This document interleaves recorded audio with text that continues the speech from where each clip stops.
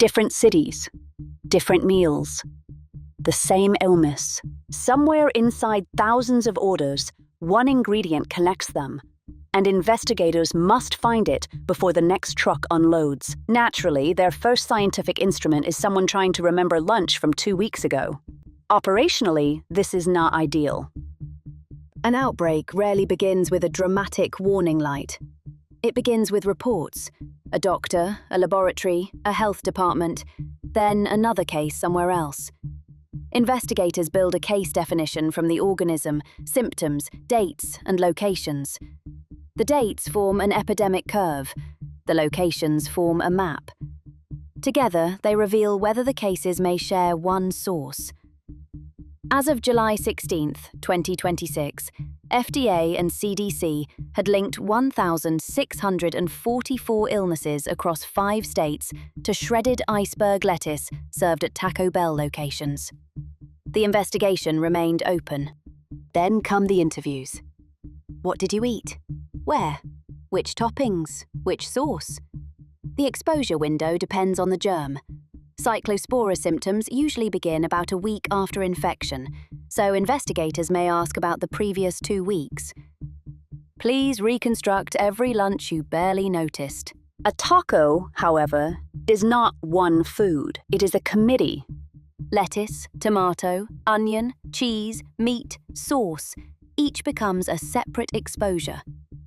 Investigators compare how often sick people reported each food with what healthy people commonly eat, or with people who did not become sick. An ingredient appearing unusually often becomes a suspect, not a conviction.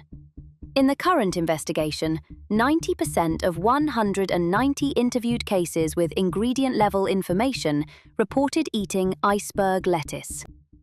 Laboratories establish what kind of illness investigators are chasing.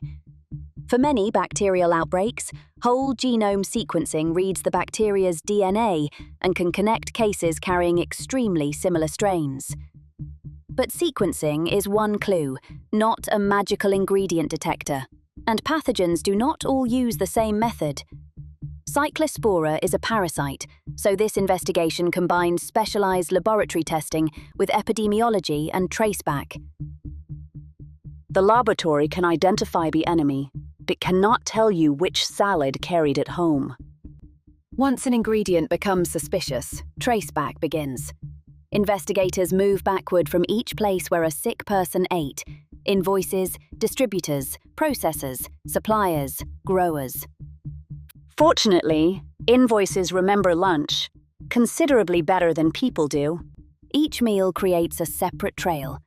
If independent trails converge on the same supplier, lot, facility, or field, the map tightens.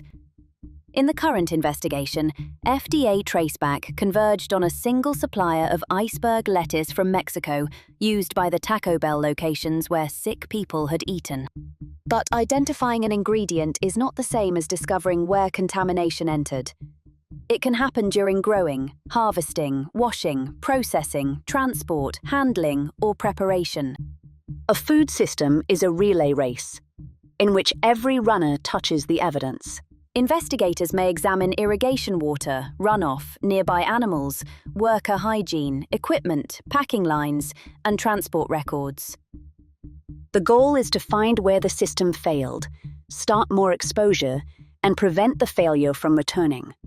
So why not simply test the lettuce? The exact batch may already have been eaten or discarded. Fresh food has a short shelf life. Contamination may be uneven, and only a tiny fraction of a shipment can be sampled. A negative result means the tested piece was negative. It does not declare every leaf innocent. Even a positive test must match evidence that sick people actually ate the food. That is why investigators build the conclusion from 3 directions: epidemiology, traceback, and food or environmental testing. Sometimes strong evidence justifies removing a product before the pathogen is found in the food, and that speed can prevent more illnesses. An outbreak begins as hundreds of unrelated meals, but every ingredient leaves a trail through memories, laboratories, receipts, trucks, processors, and fields. Follow enough trails backward, and the menu becomes a map.